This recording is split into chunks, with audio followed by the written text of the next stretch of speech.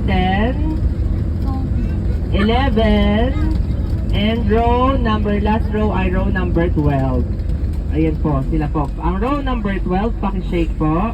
Shake the bottle. Pag sinabi po ni Ate Paloma na, pag narinig niyo na po ang hudyat na shoot the bottle, is magpapaunahan po kayong i-shoot ang bottle at ibigay sa akin sa harap.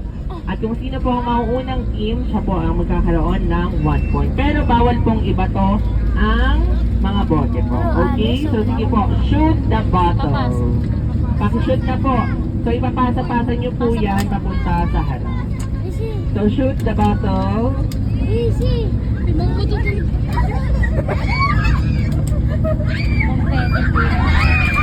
Alright, ang unang nagbigay sa akin ay ang Group A. So sila po.